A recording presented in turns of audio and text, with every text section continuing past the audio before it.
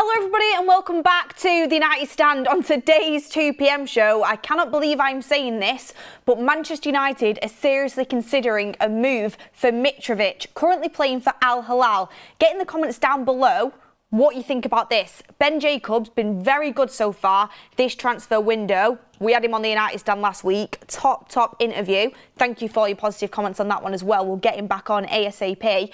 He has got amazing Saudi links. He is the one breaking the story that Manchester United are interested in Mitrovic from Al Hilal.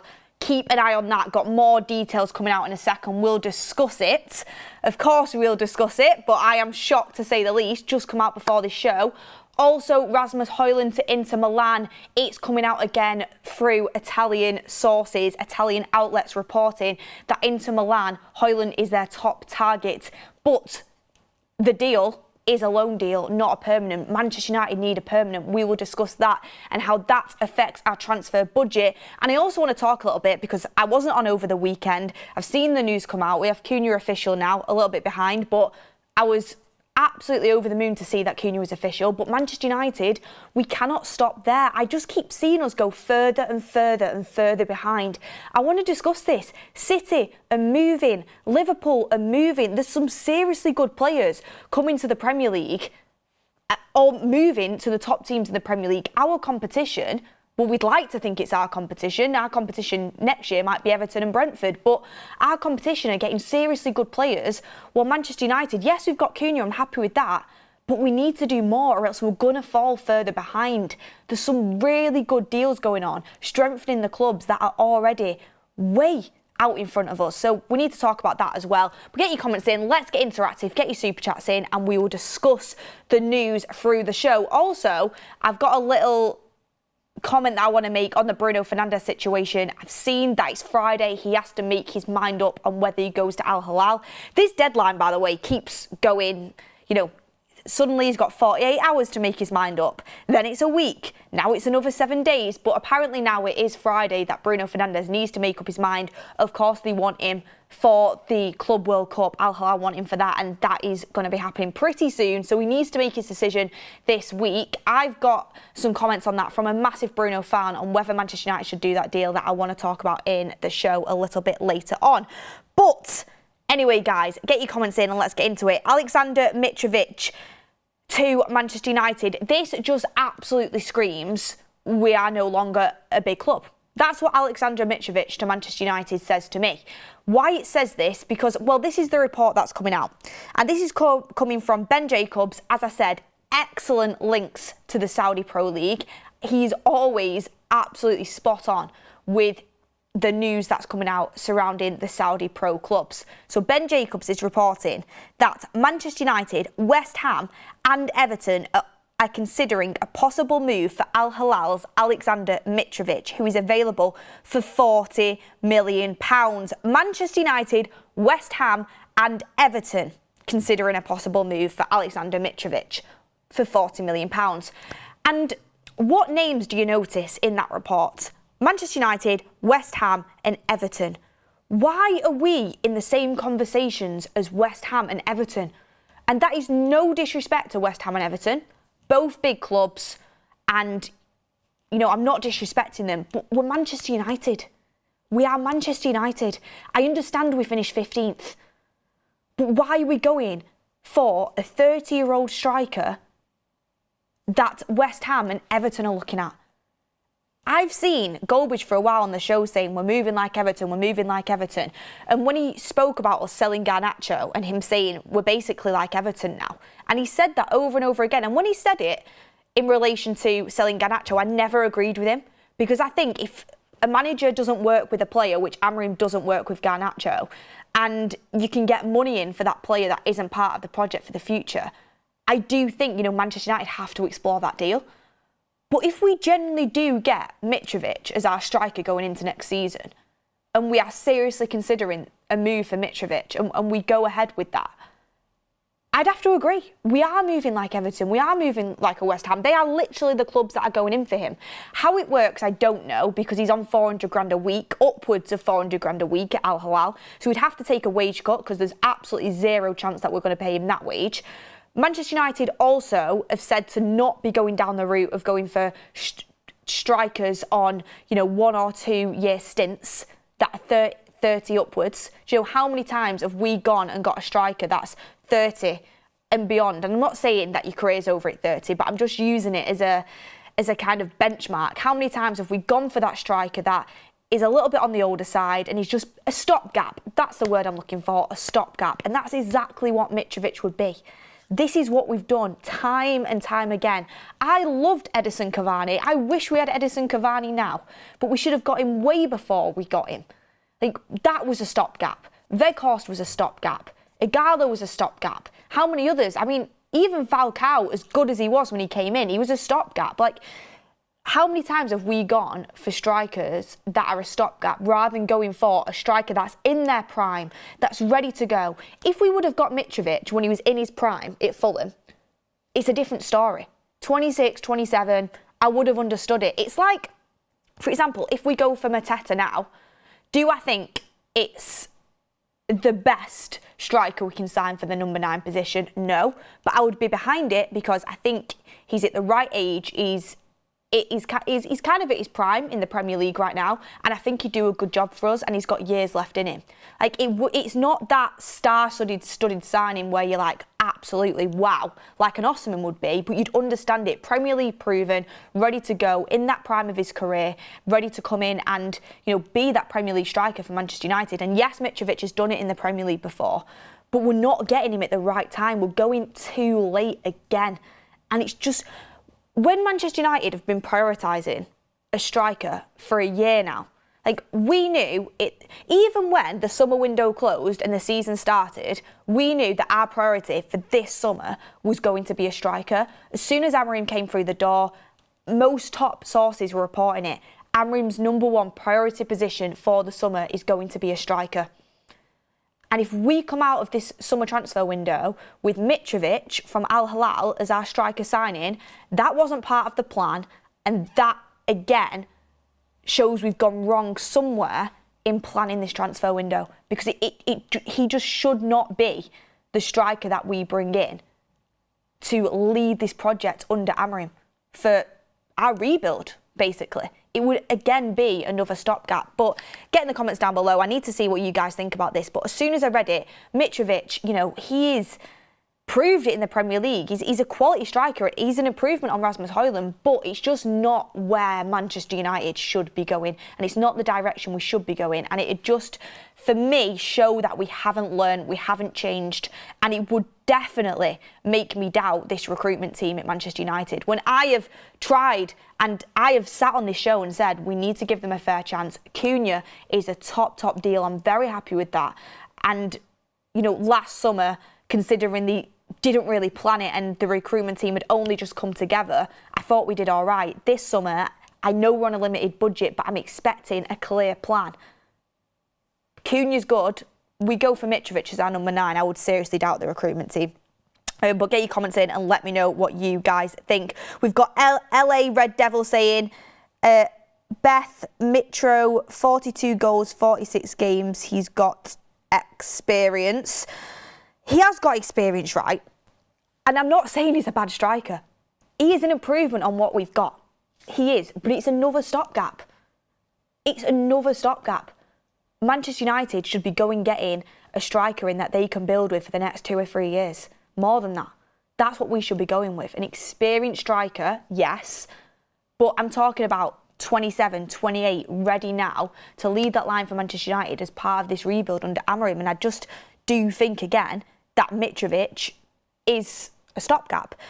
Woozy says, haha, imagine thinking we'd rebuild with funds from sales only to go for someone like Mitrovic. Football Analytics says, watch us not get a striker and we get stuck with Cheeto and the fans will be pissed when he doesn't play like Yamal. I think Cheeto did excellently well over in Hong Kong. If I was Rasmus Højlund, who we've got some news coming out in a second on, I mean, it's already out, but we'll bring it to you in a second. It came out just before this show. And really heating up in Italy surrounding Rasmus Højlund going there, especially into Milan. We'll talk about that. But if I was Rasmus Højlund coming out of Hong Kong, I'd be thinking, I've just been embarrassed by a 17-year-old. That's what I'd be thinking. 5 years younger than him. 5 years younger. Cheeto looked better in them games. Cheeto looks like he's got a lot of potential, but we cannot rest our future on him of next season. Okay, yeah, the future of United, years down the line, get him some game time next season if he doesn't go out on loan, but you cannot be going into next season expecting Cheeto to lead the line for Manchester United. Absolutely not. We don't want to put too much pressure on him. We want him to develop it a steady rate. We want him to develop in the right way, and we don't want to put too much pressure on him. We want him to be nurtured and get the most out of him we possibly can, because in the previous years at United, I personally think we've put way too much pressure on young players coming through, and that is nearly destroyed a few of them. I think we've seen the pressure that's put onto Kobe. Kobe is 20 years old. He's extremely talented, and I'm already seeing people in our fan base writing him off because he didn't have the most consistent season, and he didn't start well under Amorim and hasn't really got to grips with Amorim's system yet. Did we not see what his breakout season was like? Did we not see him when he played in the Euros for England? Like, he's 20 years old and he had his first season last year and played near enough every game. And people are already writing him off because there's so much pressure on youngsters coming out of our academy. Garnacho's another one, I think, got thrown in, and he probably even thinks he's better than what he is now because he started so many games for Manchester United, and that ego started to grow, and we didn't nurture him in the way that we should have done if we had more experienced senior players ahead of him. You've got other players as well. Højlund, when he first came in, should have been the second striker to a more experienced senior striker like a Harry Kane. But instead, number 9, you're our striker. After half a season in Italy with Atalanta, and the pressure that puts onto a young player, and then as soon as he don't perform, we've seen he started to regress. He actually looked like he had potential in his first season. He definitely wasn't the finished product. He definitely wasn't anywhere near what we needed, but he looked like he had potential. He had elements where you could see in his game, wow, okay, you know what, you with a bit more experience, with some nurturing, with some coaching, some development, you could, be the future for us. The season that's just gone, Rasmus Højlund doesn't look like anywhere near a striker that should be playing for Manchester United. And even sometimes a Premier League striker. That's how far he regressed because of the pressure that we're putting on these youngsters. Sometimes they're just not good enough. I hold my hands up. When I watched the Champions League final, Doué and the players that they've got, Kvaratskhelia, and the players that PSG, the young players that they've got coming through their ranks, sometimes you just got to hold your hands up and say, look, if you're good enough, you're old enough. If you are good enough, you are old enough and you will play. How many games has Garnacho played for United now? And Doué just looks absolutely levels, doesn't he? And he's 19. Garnacho's 20. Like, sometimes you've got to look at a player and think, are they just not good enough after so many amount of games playing at that level? But also, if you look at the team that PSG have built and what Enrique's done there, and the whole PSG team really, in the way that they have rebuilt without their superstars and invested into quality young talent and built a fantastic team that plays a really refreshing way of football, you are much more likely to succeed in that environment than the fragmented environment at Manchester United, the fractured environment in Manchester United, where we've gone through a different coach, we've got players that suit different systems, players from different managers, and we've not gone through that full rebuild process yet. So there's a lot to digest when it comes to the younger players at Manchester United, and to build in the way we want to build, we've got to address key positions with signings that are going to go on this journey with us. Is Aleksandar Mitrovic that player? No, he's not. And again, when you just look, imagine Manchester United, Arsenal and Liverpool are considering a possible move for Aleksandar Mitrovic. Imagine if that was the line. It's not, but imagine if it was. It would never be, because although Liverpool need a striker, Darwin Núñez is going, although Arsenal are desperate for a striker. Do you think them two clubs are going for Aleksandar Mitrovic? Absolutely not, they're not. They're not. They're going for Gyökeres, Sesko, Ekatike's been looked at.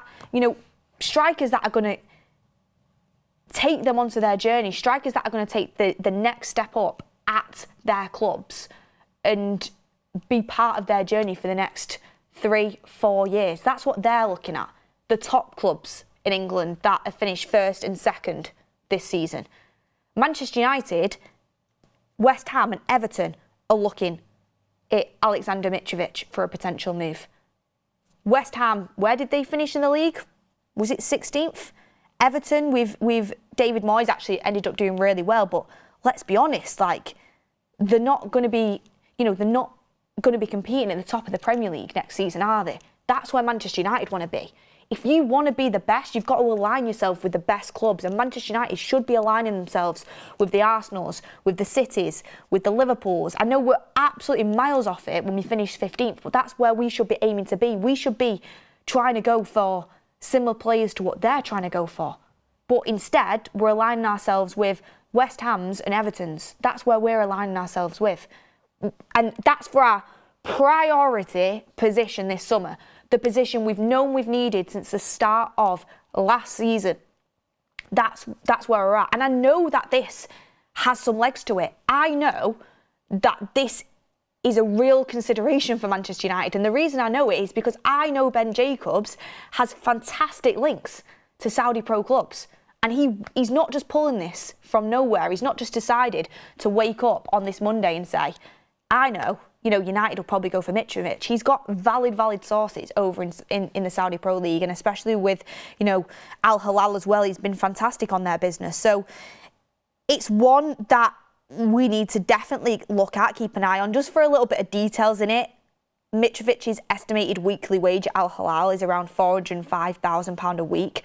So it's whether he'd want to take a pay cut. On top of that, by the way, do you know what? I think I'm missing out this detail. He's available for £40 million. £40 million. You pay an extra 20, you're getting Gyökeres. That's where Manchester United are at. You pay an extra 20 and you're in the race to get Osimhen. Okay, yeah, the wages and the agent fees that come through that are high, and I know Manchester United have ruled that out because of finances, but Manchester United have a habit of not going for top targets because they're too expensive and then ending up paying quite a hefty amount on a player that is not as good and wouldn't be as good in the long run anyway. We can't be doing that again. If we spent 40 million on getting Mitrovic in when we could have spent a little bit extra and got the right signing in, I would be so frustrated once again. It's like, for example, I think Ugarte is a good squad player for United. When we signed him, I was happy about it, and I'm not in the camp of people that are just completely writing off this signing.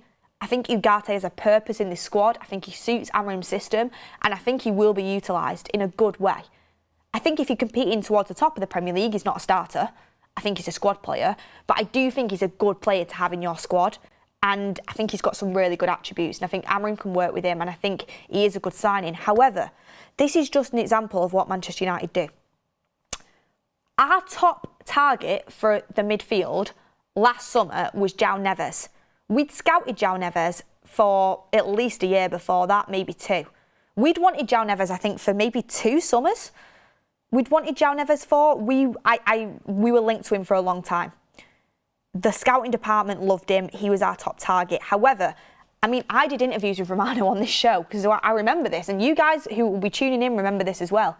If you were following Manchester United's transfer window last summer, João Neves is the dream, is the top target, but for the amount he's going to cost, it's too expensive for Manchester United. They really want him, and if they had that money available, they'd go and get him, but they have ruled out spending that amount of money on just one player. That is what we were told last summer by top sources. So what did we do?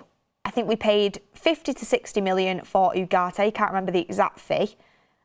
PSG then used that money to go and buy João Neves, who has just won a Champions League and was absolutely balling out all season for them. It's fantastic.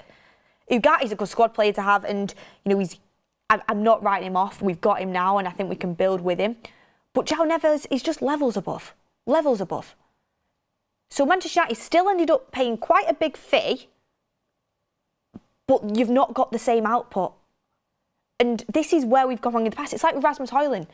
I know Harry Kane we were never going to get him because of Daniel Levy and how difficult he would have made that be for Kane to move to a Prem club. But all summer we had our sights set on Kane. Harry Kane, that's who Ten Hag thought he was going to get. And that was who Man United wanted. But it was going to cost us 90 to 100 million. And whether we would have ever got him, I'm not sure. But then we ended up paying 72 for Rasmus Højlund, which again is a little bit cheaper, younger, of course. So United were thinking, okay, we're spending a bit more, but more longevity in it. He's got years ahead of him. Maybe a good investment, value for money in the future if we ever wanted to resell him. That's what they were thinking at the time. But it was never the same output of what you would have got if you would have just paid that little bit extra. So that's what Manchester United have done. So if we, for example, spent a 40 million on a Mitrovic when we could have gone and got a Gyökeres for a 60, whether Gyökeres would want to come to us is a different story. He might well turn us down, or he might already have turned us down. And probably the more likely option is that he's turned us down without Champions League football and being in 15th place. But United have this habit of spending a little bit less because they don't want to spend a certain amount on a player, but then it not working out anyway. And you might as well have just gone for the player that you had scouted. We need to trust our scouting department more. And people will bring up, the time we've overspent on the Antonys, even, the Sanchos, and people will bring up the times we have overspent, and we have been burnt through that. We've burnt our fingers from overspending. Casemiro as well was another one. However, the times we've overspent isn't because of our scouting department.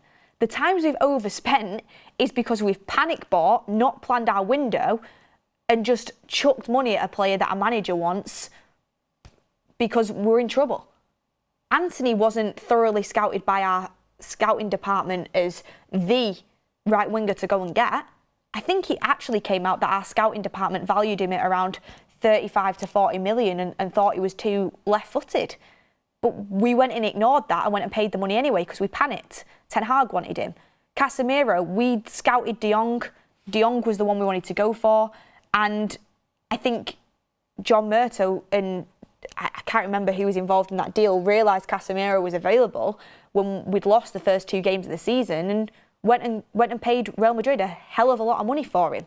And the times we've massively overspent is not due to the scouting. A lot of the time it's due to the team above panicking and going chucking money at a player because we've not planned our window properly. That's what happened. So I think with United we need to make sure that we're spending money on the right profiles that are, you can never be certain on a signing that they're going to be successful, but have a very, very, very strong chance of being successful.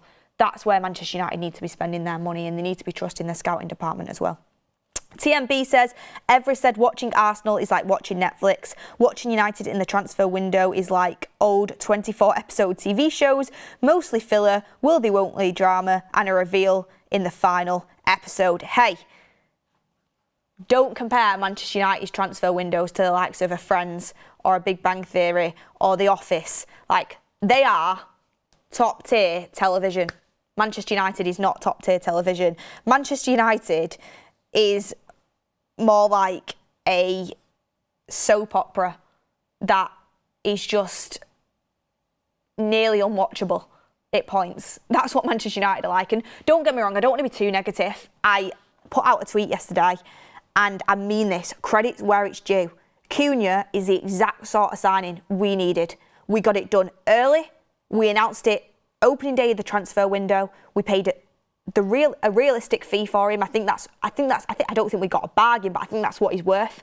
62 to 65 million is what he's worth. Is it the prime age? He's Premier League proven. He suits Amorim's system. He's got the right personality, I think, that fiery character to be a Manchester United player. I really like that signing, and I give credit to the recruitment team. I think it was a great signing to kick us off. I really hope all of our other signings this summer follow suit.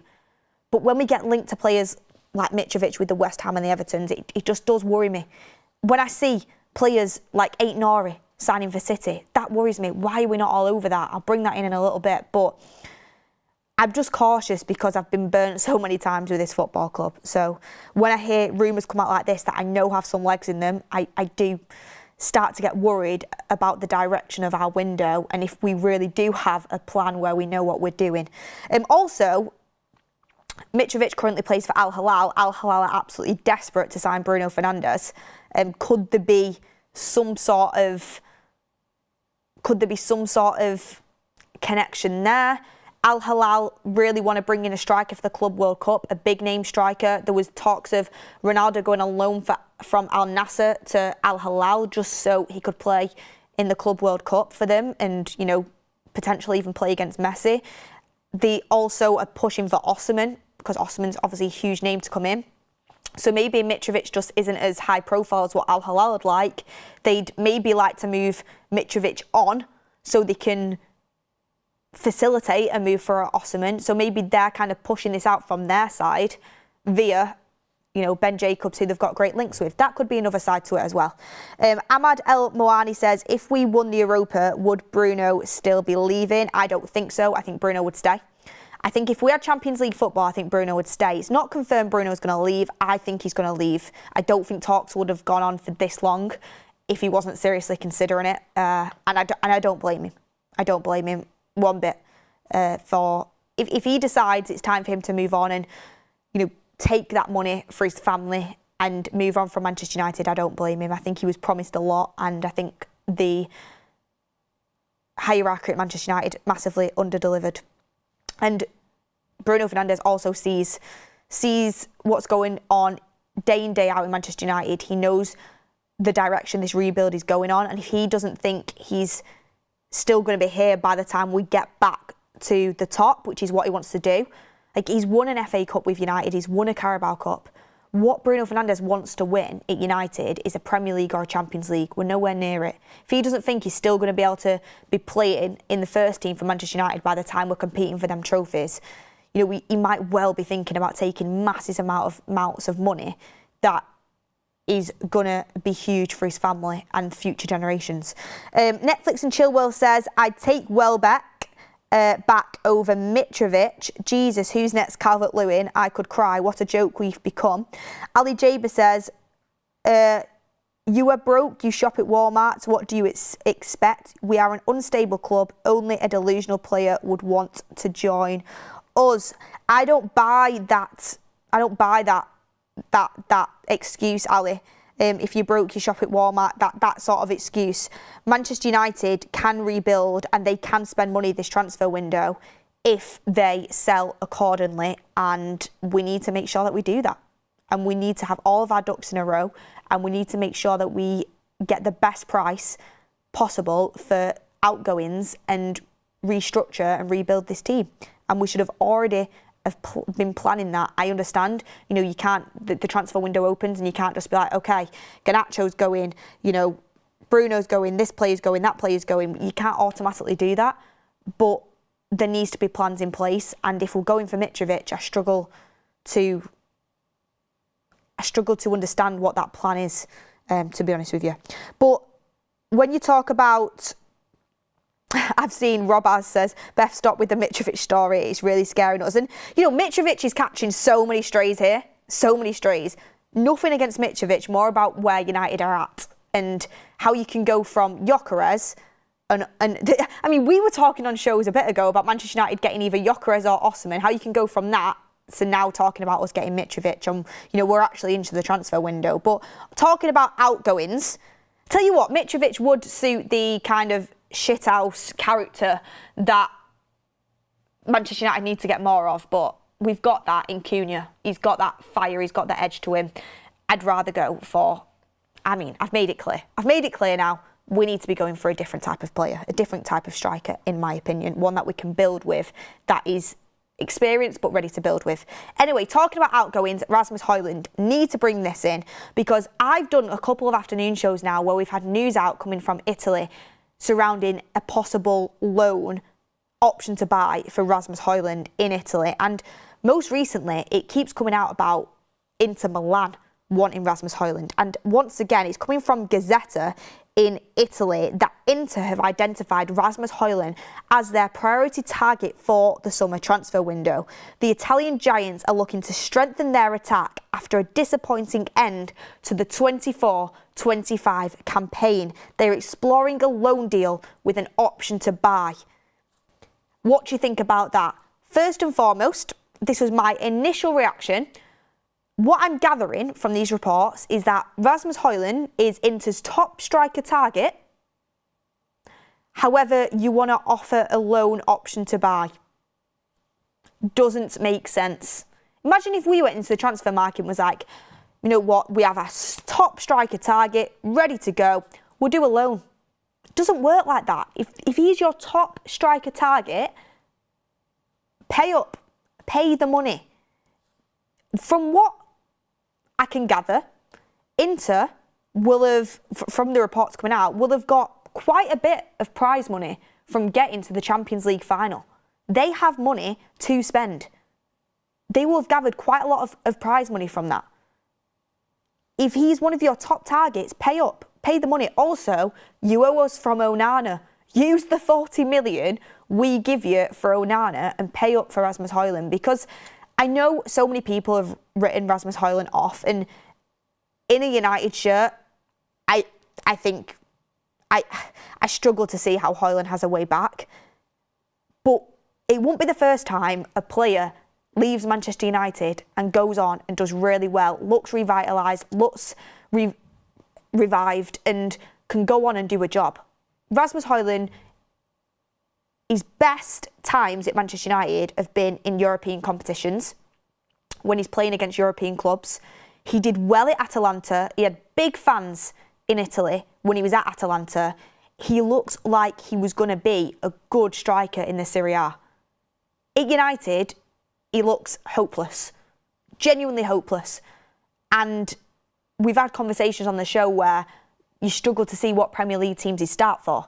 However, in Italy, when he was playing at Atalanta, you know, there were so many people over in Italy that had high hopes for him of what he was going to go and become, especially at his age. He's still got years ahead of him. I think under a proper structure over in Italy, playing for Inter, you know, not Lukaku there as well. Lukaku's playing for Napoli there. But over in Inter, you know, with Inzaghi, if Inzaghi decides to stay, and with strikers around him that can help him, I honestly do think he has a much better chance of succeeding. And it wouldn't be the first time that a player leaves Manchester United and goes on and does well in a different league. Like, Anthony's gone and done it for Real Betis as well. So pay up, pay the money. You've seen what he can do in Serie A.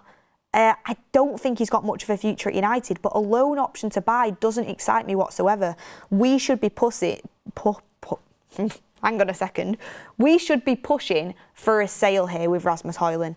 And I think it's going to be difficult.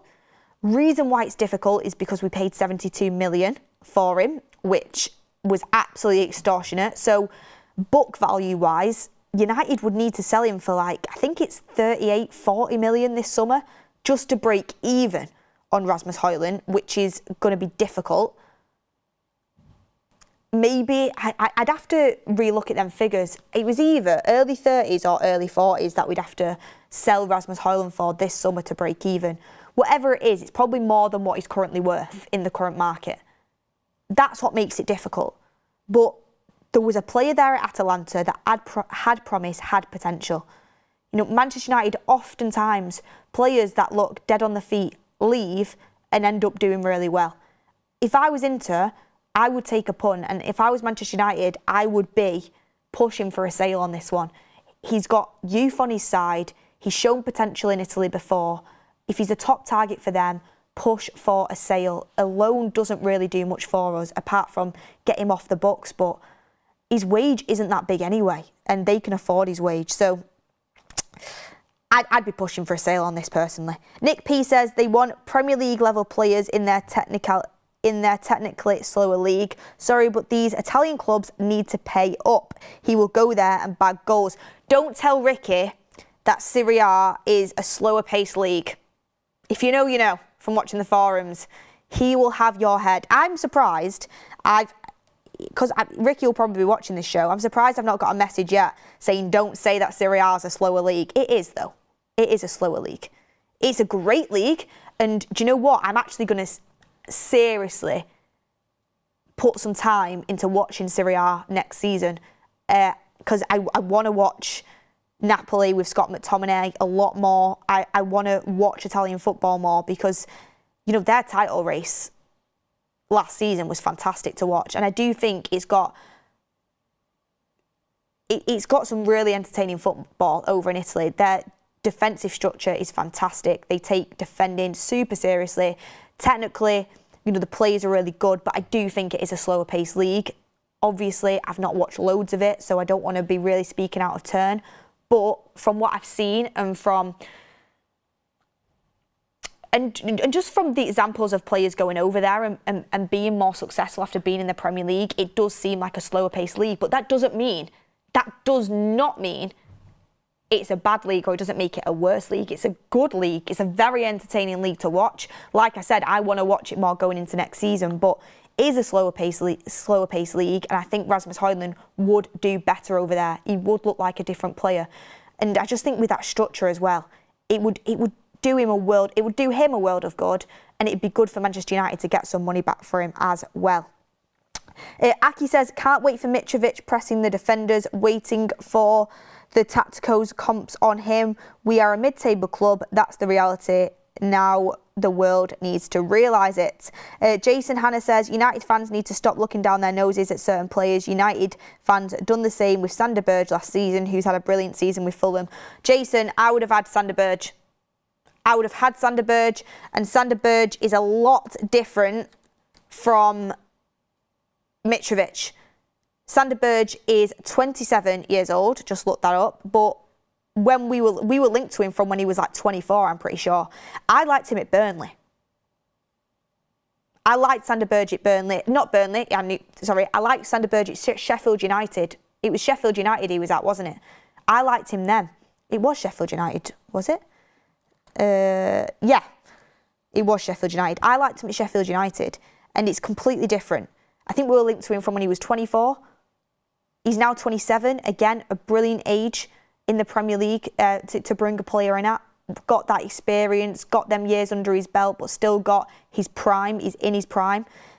Sander Berge is a different example to Mitrovic. I am all for not looking down my nose at certain players. I've been the first one to say we need to shop around in the bottom half of the table teams for their best players. I'm all for that. I have sat on this show. I wanted Cunha. I've said how much I want Mbumo. Ait Nouri, who looks like he's going to City, is another one who I've been going on about for a long time. Who else? I've spoken about how Liverpool in the past got Van Dijk, Mane from Southampton, got Jota from Wolves, and teams that have been successful in the Premier League have often gone for players, the best players of the bottom half of the table clubs. I mean, City have done it. They went for Ake from Bournemouth. Arsenal have done it as well. On certain occasions, they went from Ben White. At Brighton, Ben White, obviously Brighton are a good side, but you know they're not pushing for Champions League football. They're not that sort of side. There'll be other examples as well that I can't quite think of at the top of my head. West Ham, they went and got Declan Rice, didn't they? Arsenal as well. So clubs have done that and have been very successful, Premier League proven players, and I am all for that. I'm all for shopping in the bottom half of the Premier League. I mean, we're bottom half of the Prem side, and going getting their best players. And sometimes United fans have looked, you know, kind of turned the nose up at that. I get that. A lot of people turned the nose up at Mateta when we mentioned him a little bit ago. But I would take Mateta at United. I know it's not the most glamorous name, but I would take him. I'm not turning my nose up at Mitrovic. I don't think he's the right age profile. I don't think it is the right sort of signing for what Manchester United are trying to build. I think it's a stopgap, and it definitely wasn't part of the plan for this summer, which we should be following a clear plan. And Omar Barada, our CEO, said we've got a plan, but I don't envision Mitrovic being part of that when we sat down and had our transfer talks in the season to discuss what our targets were for the summer. Nick P says they want Premier League level players in. I've done that one. Maliki says, why are we not going for Schick from Leverkusen for 25 million? Again, another player I would have really liked a few years ago. Would have really liked him a few years ago. 25 million, depending on where we go in the transfer window, I would maybe take a punt. 29 years old and got that experience for 25 million. It's a good price, to be honest with you, but I would have preferred to go for him a few years ago again. Kevin98 says, would not trust Jim Glazer with 100 million from Bruno. Lee Berman says 30 million for Vlahovic. I'd take him over Mitrovic. Vlahovic is a name that has come in and out, hasn't it, for Manchester United and for other teams in the Premier League as well. I remember he was very strongly linked to Arsenal at one point, but just never seemed to get any legs in it, and I wonder why. Football Analytics says we should go for Johan Bakayoko as our right-sided 10, most underrated left-footed player in Europe. He makes PSV tick. I wanted to bring up, that reminds me that I wanted to bring up something, but it's kind of lost me. It keeps happening to me recently, and I don't know what it is. I'm about to talk about something, or I'm about to, I'll be in conversation with someone, for example, our producer Greg, I'll be like, Greg, and then I'm about to say something, and then it instantly slips my mind, and I can't remember it. And then in about 15, 20 minutes time, I'll remember it, and I'll be like, oh, that's what I wanted to say. It's so frustrating that keeps happening to me. One Inch Wonder says, what's next? Andy Carroll. I mean, that would be pushing the boat a little bit too far. Pedro C says, age, Beth. I'm 23. I mean, actually, I'm 24 next week. So nearly in my mid-20s, I suppose. I can't be that, surely. Cannot be that. But it is really starting to frustrate me, and it never used to happen to me. It's annoying. Last thing I wanted to bring up on the Bruno stuff, I know there was talk about Bruno staying, talk about Bruno going. We had the fantastic update from Ben Jacobs on the show last week.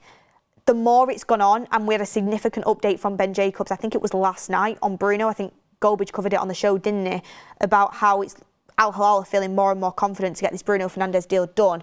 I honestly thought Bruno was going to stay. I just had a gut feeling he was going to stay. But now it's gone on this long, I think he's going to go. All I can say is I'll be absolutely gutted.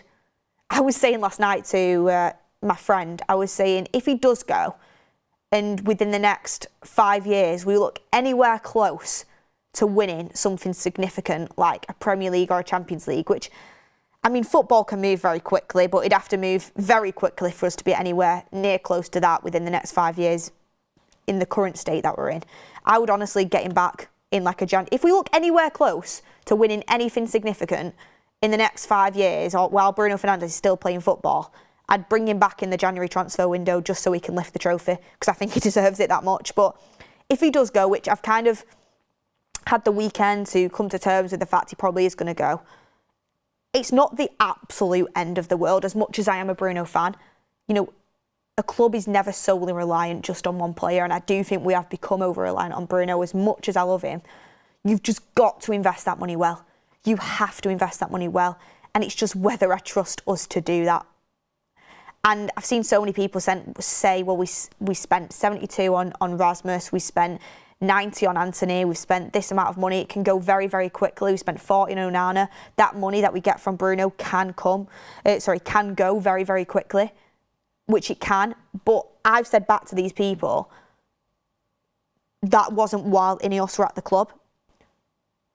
Their recruitment team so far has done a decent job. I don't think it's anything to write home about. I think Mazraoui was an excellent signing. I think De Ligt was a good signing. Jury's out on Ugarte. Was unsure on Xerxes at first, but I actually really like him now. Dorgu, question marks over. Looks like he was really improving his last few games though, and he played really well in the final. But then I think, is he just standing out because the rest of our team is so poor? But the jury was out on Dorgu. And then Aidan Heaven, class. Absolute class. I will continually give credit for that over and over again, because I think that was an excellent signing from the recruitment team. Fantastic. Amazing. To get that quality of player for 1 million is just exceptional. And I will give credit where it's due. Yoro, the way we got him over Real Madrid, I know we paid a little bit, but looks like he's going to be the centre-back for years upon years. One of the best centre-backs in the world, I think he'll be when he gets into his prime. Already at 19, just fantastic. So the recruitment has done well since Ineos has come in. And Cunha, very happy with that signing. However, I just get worried when we get linked to certain names and certain things are said in interviews. It just does worry me. So we'll have to wait and see how we spend this money that we get from Bruno, if we get the money, and what money we end up getting. We have had updates from Romano and Ben Jacobs saying that Al Hilal will pay anything to get Bruno. If we get Fabrizio Romano and Ben Jacobs saying Al Hilal will pay anything for Bruno and we end up walking away for anything less than 120 mil, I will be annoyed. He's our most valuable player. He's extremely valuable to this club. Get the most out of this as you could possibly can if he is going to go, and invest it properly. You've got to invest this money properly. And I actually do agree that you go and get multiple positions with that money if it does happen. And Mbumo, proper top striker and a top goalkeeper as well, and even a midfielder, because you can amortise them deals. And Bruno is going to count as pure profit because he's been here for so long if he does go. It feels weird to even say about him going, but you can rebuild the team with that money if you spend it properly. And we've got to, because just to finish up on this show, I always do a long Monday afternoon show when I've not been on over the weekend because I've got so much to discuss. But just to finish up as well, I can see a lot of people in the chat saying Shaw and Onana need to go. You've got a lot of people saying that we need to prioritise other exits as well, and I think that's true. You've got to get your exits right. You've got to come up with an exit strategy for certain players that feel impossible to shift. That's something we've also got to deal with in this window. But I was looking before, right? Because if you've not seen the news, it looks like Aït-Nouri is going to City. Aït-Nouri from Wolves, 23, ripped up the Prem, playing as a left wing back. He's really good for 23. What are the most important positions to an Amorim system? Wing backs. Who has Aït-Nouri played with all season, had a really good connection with? Who United have actually signed for their left-sided 10 position? Cunha. Aït-Nouri, he's been known, I knew this in January, I said it on shows with you, it's been known that Aït-Nouri isn't extending his contract and has a year left on his deal. Wolves are going to have to sell him. It's been known that Wolves are going to have to sell him. And, you know, Aït-Nouri, a lot of people have kind of dismissed it in the past because they think it's going to be super expensive. He has got a year left on his deal and Wolves are going to have to sell him or else he'll end up going on a free transfer. He's changed his agents, he's going this summer. City now look like they're about to wrap that deal up. Looks like he's going to go to City. But I can't fathom why we've not at least tried to go for him. It's like deals that make sense, we avoid them. It makes so much sense. He's got that connection with Cunha, who we've just gone and bought. I think we need a senior left wing back. I think Dorgu has got a lot of potential. He's physically good and he's got some good attributes, but I don't think he's quite at the level to be a first teamer, a very competitive team in the Premier League right now. Maybe he'll prove me wrong the start of next season. I think he should be the understudy. I think we should have been going for a left wing back. Diego Leon, I don't know how good he's going to be. He's only 17, I think, and we're going to see what he's like in pre-season. Harry Armas looks like, you know, again, potential, but probably needs a loan. So I really don't get why we didn't move for Aït-Nouri. I've been talking about it for ages, and I tweeted out when because it looks like he's going to City now. Ornstein said it, and Romano said it. I just don't understand why we never tried for that. I really don't. Young, Premier League proven, technically excellent, got a relationship with Cunha, can get him at a reasonable price because of his contract situation.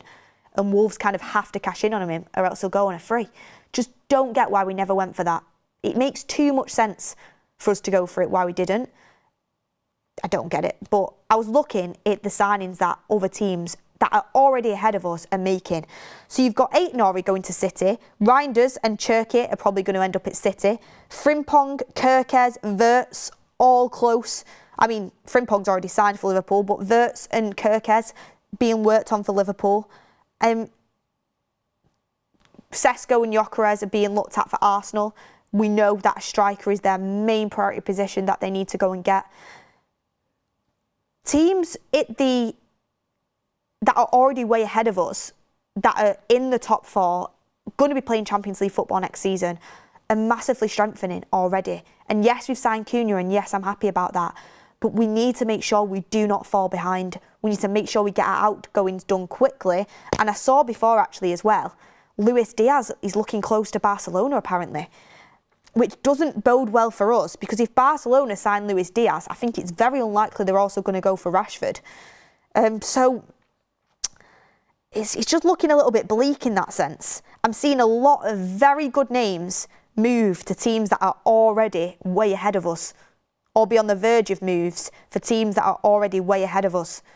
And we're missing out on deals that would have been amazing for Amorim and his system.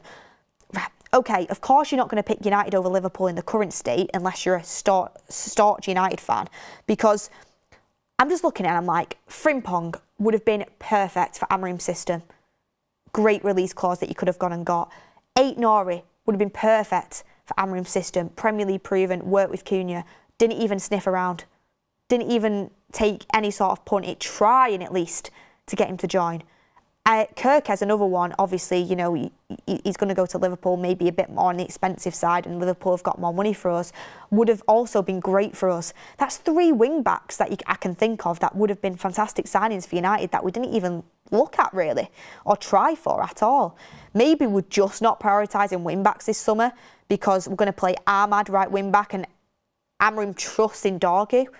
But for a system that is so heavily reliant on having quality wing backs, I do struggle to wonder why we're not looking at any that have actually been on the market and are on the move this summer. I struggle to realise why we're not doing it, but anyway, the mind boggles. Zleze says, what about Alex Meret from Napoli? He just won Serie A. He's 28 years old and his contract expires in a month. Kevin says, would you rather Jonathan David on a free or 40 million for Mitrovic? David on a free, probably. But I'm not that sold on Jonathan David either. I'm really not that sold on Jonathan David. And it looks like he's going towards Napoli, to be honest. If it meant that we got Mbumo, I don't know. I'd rather not go for players that I'm not 100% sold on, to be honest with you. But again, this is where the recruitment team needs to come into play, because you know we're just fans giving our opinion, aren't we? At the end of the day, it just worries me about David that he's on a free and still no Premier League teams have gone for him whatsoever. And there's a lot of teams that are on the hunt for strikers at the moment, and no Premier League teams have looked at David, even though he's on a free. I mean, Romano was speaking about David for feels like 2 or 3 years now, and still no Premier League teams have gone near him. So, nah, not for me really. But then again, Jack Manion's just putting it in the chat saying beggars can't be choosers. I know. Orca's rule says that's because he's average. I mean, do you remember?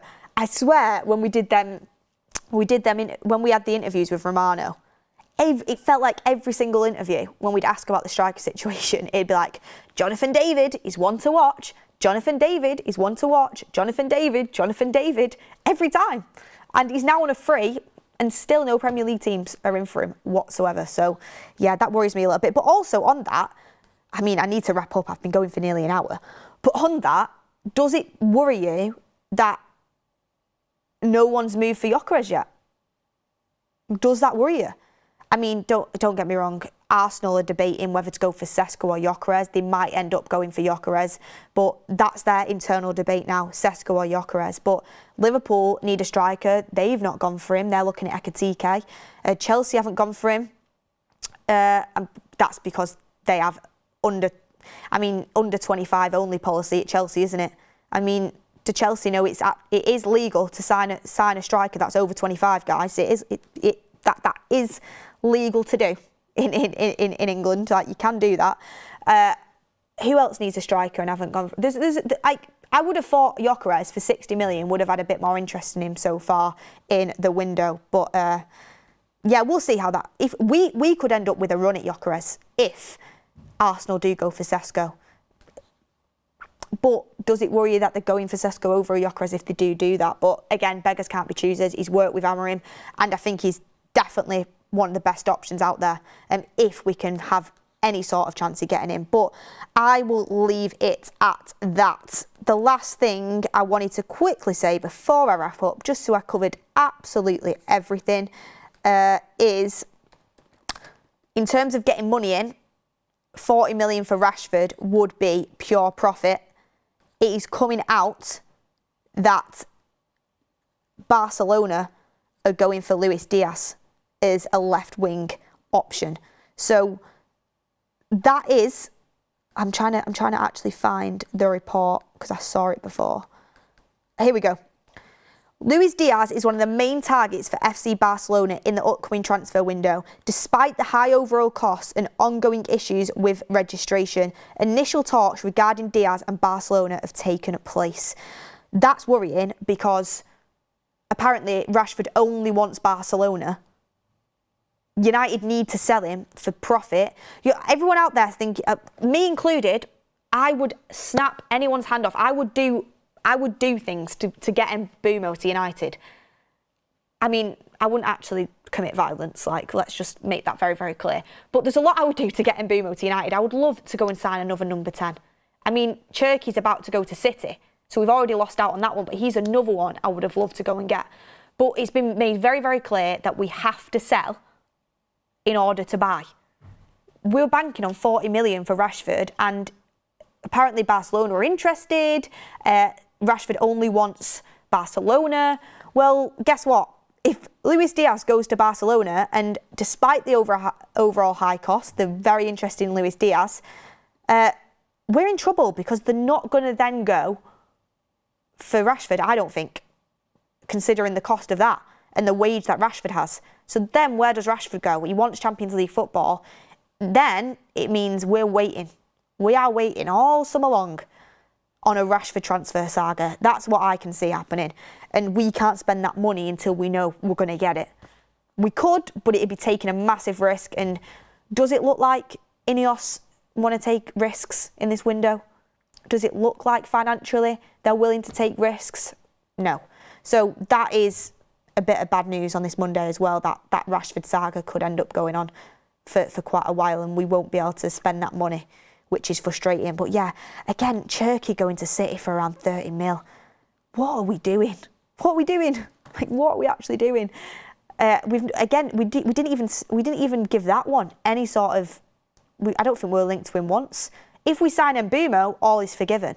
Premier League proven, and I think it would be great for Amorim's system. But if we are looking for a cheaper option, Cherki was there for 30 million. You've got to wonder why he wasn't even on the list or wasn't even approached, unless we have a clear plan, as we've been told, and Mbeumo is part of that plan, and that's where our money's going. We'll see.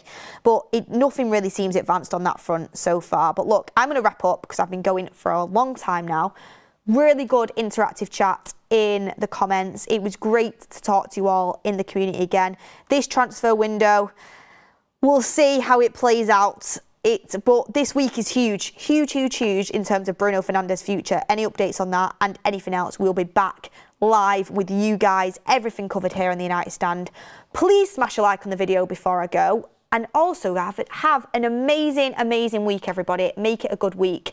Kick off your Monday right, and I will see you on the next one.